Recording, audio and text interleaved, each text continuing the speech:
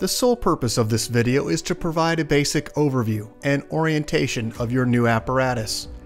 This video is not intended to act as or replace individualized driver-operator training. Individual fire departments may base guidelines, policies, and procedures tailored for best practices. Pierce Manufacturing and Hughes Fire Equipment representatives are not liable for injuries caused from acts resulting from actions inconsistent with the information provided within this video and/or accompanying manuals. Refer to the Operation and Maintenance Manual for complete details relating to the components and features of this apparatus. Only trained personnel should operate this vehicle or perform maintenance. You are responsible for learning how to operate this fire apparatus under all conditions without having to refer to the manual while operating at an emergency incident. This video will discuss types of warnings and caution labels. It is your responsibility to locate and identify each of the labels and understand the importance and associated hazards. Warning labels will point out procedure that must be taken or action that must be avoided to guard against the possibility of serious injury or death. Caution labels will advise you that there is a risk of damage to property if certain precautions are not followed.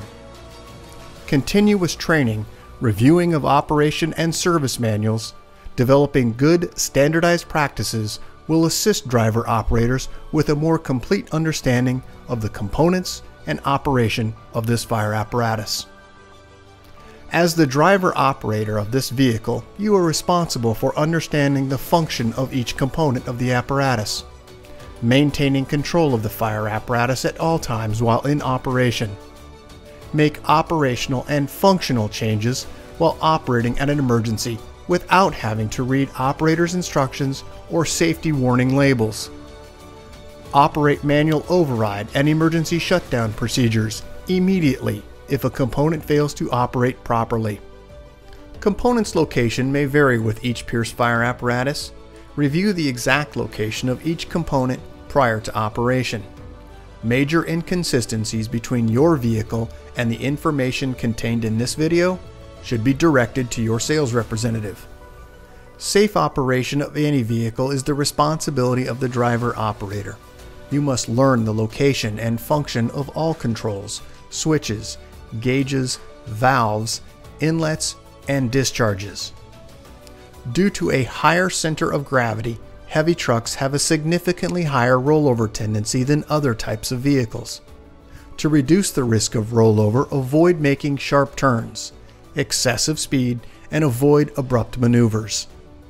In the event of a rollover crash, an unbelted person is significantly more likely to become injured or die than a person wearing a seatbelt. In the event of a crash, unbuckled occupants can also become a hazard to other occupants, as they may be thrown around inside the cab. Seatbelts are required while in operation. Please refer to your warranty certificates for details and information enclosed in your manuals. Customer-installed equipment must be mounted to withstand road travel and comply with NFPA 1901. Modifications such as drilling holes or welding to structural frame components of the chassis are not permitted. Contact Pierce for instruction and review of non-structural sheet metal or other dissimilar metals for modification. Follow the radio installation guide for further assistance on installing or mounting electronics. Before placing your new apparatus into service, perform a primary inspection of key components of the apparatus, including all fluid levels, anti-lock braking systems, electronic stability control, and automatic traction control. Weigh your apparatus to ensure that it conforms to axle and brake ratings. Never exceed the gross axle rating printed on the label inside the cab. Exceeding these ratings could lead to reduced component life, personal injury, or death. Review the use of auxiliary braking systems, compression brake, exhaust brake, electronic retarder, and hydraulic retarder. Before placing the apparatus in service, refer to the operational maintenance manuals. Information on the operation and maintenance functions for the components such as the pump, pressure governor, and foam systems, along with other options, is provided in either the Pierce manuals and/or other manufacturer support information delivered with the apparatus. If you need more information, please contact Hughes Fire Equipment. Congratulations, Portland, Oregon, on your new Pierce fire apparatus, job number 34990. Please utilize this 5-digit job number when referencing your apparatus with Hughes Fire Equipment and Pierce Manufacturing. We'll get started on a brief orientation of your new apparatus. Starting in the front bumper area, in between the notch here, you're going to find 2 open-ended tow hooks on the passenger and driver's side frame rail. Located directly in the center, you'll find your Whelen electronic siren and PA speaker. Let's move up onto the grille area where you'll find the Pierce logo. To each side of that, you'll find 2 forward-facing emergency warning lights. As you move directly above the Freightliner logo, this will be the grab handle for gaining access into the hood area. Let's go ahead and take a look at the headlight structure, housing low and high beam headlights and a turn indicator. On the outer edge of the fender is where you'll find an emergency warning light side facing. Let's move up onto the fender well where you'll find the turn indicator and marker light. You'll also find an air horn located on the front, and just above that air horn is where you'll find the air intake for your engine. Let's move to the rear portion of the fender. This is the release mechanism which allows you to tilt the hood. There is one on the passenger side and also on the driver's side. As we move to the front axle, you'll find Alcoa wheels and Michelin tires. Let's move further back to the stepwell area where you'll find perimeter lighting located at the base. Moving upward from that location, you'll find the ultra low sulfur diesel fuel. This is the silver cap. As we move to the right, you'll find the blue DEF only cap. Let's take a look at some close-ups. First, we'll start with the perimeter lighting directly under the stepwell area. As we move up, you'll have additional step lighting. And then also as we move into the stepwell, you'll also find the release mechanism for your battery box. Let's take a look at some close-ups. First, this is the fuel and DEF fill location. Let's go ahead and move now inside the cab. First, affixed to the door panel, you'll find all of our safety and warning information along with caution information. As we look to the base of the seat, you'll find this yellow placard. This is for your department. It's the manufacturer's placard indicating the date of manufacture, the 5-digit job number, the gross vehicle weight rating, cold tire inflation. It has the VIN number and also all the fluid for each component and the capacity types. Let's move down to the floorboard where you'll find the master battery switch. It is a 1/4 turn. And then as we move to the dash, about the left knee of the operator is where you're going to find the keyed ignition switch. Let's move upward toward the dash area. We'll first start with this placard. This is the height of your vehicle, length, and gross vehicle weight rating. We also have a set of switches that move downward, first starting with your speed control, Excel Set Coast, headlight switch, and at the very bottom, you'll find your increase and decrease. As we move to the dash area, let's start on the left-hand side with the transmission, water, and oil temperature. As we move to the other side, you're going to find front and rear air. Also, you'll find the fuel and DEF in the same gauge. As we move to the left, you'll find the tachometer and speedometer. Directly above the tachometer and speedometer is where you're going to find diagnostic engine information, which will display. Let's move slightly to the right, where you'll find your filter minder. You'll also find, this is for your air filter, you'll also find normal spin automatic traction control switch, and then further down you'll find your Allison transmission pad with a digital readout. Let's move just to the right to the center console area. First, there's some tally lights on the left-hand side, pump engaged, OK to pump, and OK to pump and roll. You'll also find a tank rack down yellow indicator. Directly above that, you'll find the water level tank indicator. Moving further to the right, you'll find the yellow diamond. This is your pull to apply your system parking brake and push to release. As we move further to the right, you'll find your PTO for your pump, high idle switch, and alarm reset switch. Moving further to the right, you'll find a digital readout displaying information regarding your vehicle. As we move further down, you'll find the regen operation, differential lock, and engine brake. You'll also find seatbelt information, red indicating someone is in the seat, green indicating that they are in the seat and belted. As we move further to the right, we have a do not move your truck, OK to engage the high idle, and a battery indicator. Further to the right, you'll find your climate control, set of switches here for power outlets, and then also door locks and window control and mirror heat. Moving overhead, emergency master for your emergency lights, lower zone, rear zone, dump master, and rear dump.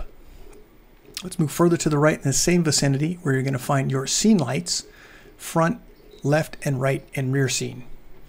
Also, you'll find your PA control and electronic siren control. As we move to the very rear section, this will stretch from the rear to the forward portion. This is your air horn pull cord. As we move now to the exterior, this is just beneath the diamond-plated step area. You're going to find two items here. First, your driver's side auxiliary inlet, and also the number 1 driver's side discharge. These are two drains, and then just to the right of it, you'll find a perimeter light located directly under the pump area. As we move to the left, you'll find your auxiliary inlet. This is a 2.5-inch ball valve female. Also an air inlet. Moving further to the right side and slightly downward, we're going to find your pump drain. This is for your master pump drain. And then we'll move back up to this placard indicating that only trained personnel should operate this piece of equipment, and only after they received proper training. We do have a placard here indicating the minimum operation maintenance schedule. We'll go over that next in a few images. And then also this placard regarding your Watrous, it's the type of pump and also the capacity. As we move further to the left, you're going to find your fire pump primer. It is a push to prime air. There's also instructions 1,000 RPMs for best practices. You'll also find a placard indicating warning, pressure hazard, caps may be under pressure, be cautious when opening them. As you move to the right, you'll find your large diameter pump inlet, and then further to the right, you'll find the number 1 driver's side discharge. This is a 2.5-inch discharge. Directly above that, your tank to pump. Let's move back up and to the left, where you're going to find the engine cooler. This is a twist, not a pull. And then we'll go through some of the individual gauges as we see. Number 2 passenger side and number 1 driver's side. Red and orange color. Those coincide with the discharge drain. Number 2 crosslay. As we move upward from this location, you'll find the yellow number 1 crosslay. And then as we move slightly to the right, we're going to find the large diameter passenger side discharge and also your tank refill recirculating line. All the way up to the very top upper left corner, we're going to find the pump discharge. This is your master gauge. Moving downward, you'll find your pump intake, once again, master gauge. As we move to the blue module, this is your water tank level indicator. And then moving further down, you'll find your vacuum and pressure test gauge ports. These are currently plugged and are utilized for testing purposes. Let's move all the way back to this top section where you'll find your panel lights and also future switches if you find them necessary. To the right, you'll find your pump boss. This is your pressure throttle governor. And then just beneath that, you'll find an audible alarm. It's the black speaker. There is an outer edge of that bezel which will turn right to left, which will allow you to brighten or dampen the sound. You'll also find an OK to pump indicator. You'll need this pump indication to go ahead and engage the throttle on the pump boss. To the right, you'll find your minimum operation maintenance schedule for 150, 200, and 250 PSI. As we move further up, you'll find the crosslays. There are 3 located here, 2 pre-plumbed, crosslay number 1 and crosslay number 2. You'll also find a dead lay indicating that there's no plumbing associated with this line. Let's move now to the body of the apparatus. We'll cover some of the items within this area. First, let's start just in front of the rear axles where you'll find your folding wheel chock storage location. You'll also find in between the axles SCBA storage locations and an emergency warning light. As we move all the way to the very top, you'll find an LED water tank level indicator. Also, there are side-facing floodlights, and then on the very rear section, an emergency warning light. Let's take a look at the close-ups. Wheel chocks. Let's go back into the compartment. We'll start at the very bottom section. In the upper left-hand corner, you'll find your battery charger. When plugged into shore power, this will become active, maintaining your batteries. A couple close-ups of the items we talked about. First, LED water tank level indicator and also side-facing floodlight. As we move in between the 2 axles, you're going to find a marker light and then also an emergency warning light and also the storage location for your SCBA bottle storage area. There are retaining straps inside to secure those SCBA bottles within the compartment. Let's move to the very rear lower compartment. LED lighting, roll-up compartment door. And now let's move around to the rear of the apparatus, general view. and we'll start down at the very bottom section. As we move to the very bottom, you'll find on each side LED perimeter lighting. As we move upward from this location, you'll find a emergency, brake, turn, and reverse light, and at the very bottom, an additional emergency warning light. There is a ladder on the left-hand side. In between that ladder, there are two cupped switches here. These are activation for your light switches at the rear of the apparatus. You have your hose bed lights and also the rear dump chute switch. Also, you'll find your license plate holder and light. And as we move down to the very bottom section, you'll find your shoreline inlet. This is a 20 amp plug. You'll also find two attachment points here. Direct pull on these is best. Let's move upward. We'll identify a few more items. First, you have two direct tank fills, one on the passenger side and one on the driver's side. These are both 2.5-inch female ball valve. You'll also find your dump located in the very center section. It is air actuated. As we move to the right and left side, above the tail light structure, you'll find storage location for your rigid hose.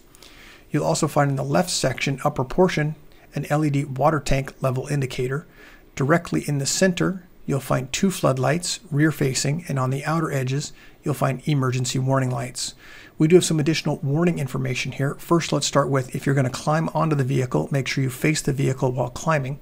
Also a warning indicator not to ride on the vehicle while it is in motion. And then also an entanglement hazard. Because of lines coming from aloft, there is the possibility of entanglement. These are the lights that we just talked about a few moments ago. Let's move up to the very top section of the portion of the ladder. On the left-hand side of the side sheet, you'll find a grab handle. You'll also find strip indicating the safe walking area for firefighters. Also a top fill location for your water tank. As you move to the very front section, just before the bulkhead, you'll find a work light. And as we move to the cab, this is the roof area of the cab, emergency warning light. Let's take a look at the side of the vehicle. We'll start now down the right side or passenger side of the vehicle, starting at the rear. Just underneath, you'll find mud flaps on the passenger and driver side. As we move into the rear compartment, LED lighting inside, adjustable shelving options. Same configuration and layout on this side. We have an emergency warning light and also a side-facing floodlight. As we move down to the very rear section, you'll find Michelin tires and also Alcoa rims. As we move in between the two axles, you'll find an emergency warning light, and also lift and turn latch will gain you access into the SCBA bottle storage location, which houses two straps for safety.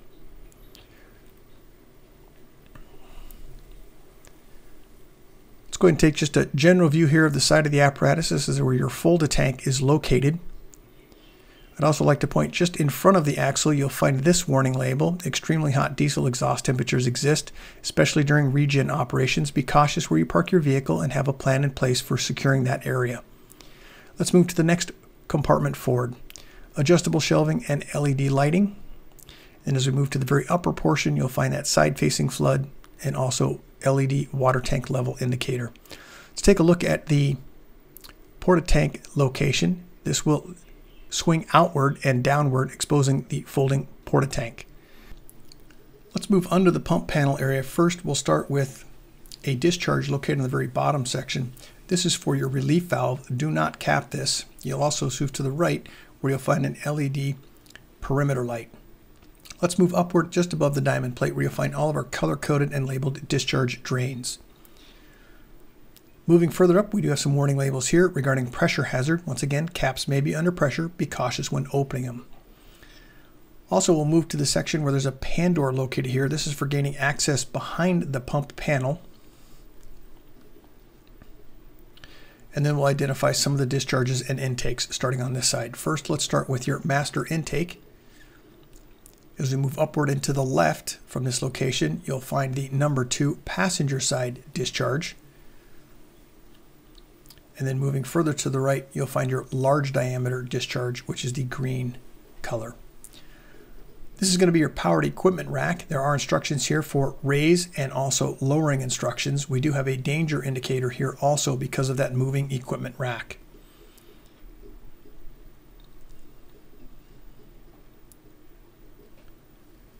As we move further up onto the pump panel, you'll find an additional lift and turn latch will gain you access behind the pump panel for service. And then directly above this location is the cross lay, where you'll find once again the number 1 and number 2 cross lay and the dead lay. As we move toward the front of the vehicle, just a quick view of the front section of the cab, same configuration and layout. At the very bottom of the steps, you'll find perimeter lighting. Subsequently, you'll find steps in each step area for firefighter safety for gaining access into the cab area. As we move to the door panel, you'll find all of our safety and warning information affixed to the door panel. And then as we go just underneath this area, you'll find an additional set of lights. These are perimeter lights also. And let's go ahead and move inside the cab now. At the very bottom section of the officer seat is where you'll find a storage section or glove box area under the seat. As we move overhead into the space of the officer area, we'll find in the very center your PA speaker and electronic siren, and also storage locations. On the A-pillar, you'll find a grab handle for gaining access in and out. As we move forward to this location to the wheel, once again, Alcoa wheel and Michelin tires. As we move around to the hood section, you'll find the release mechanism on the passenger side. Once again, you need both of these open so that you can gain access to the engine area. You'll also find LED side marker turn indicator and also an air horn. As we move around to the headlight structure, housing a low and high beam headlight and also turn indicator. General view here of your apparatus. Congratulations, Portland Fire Department, on your new Pierce fire apparatus, job number 34990. If you have any questions regarding your vehicle, please contact your Hughes Fire sales representative. Thank you and congratulations.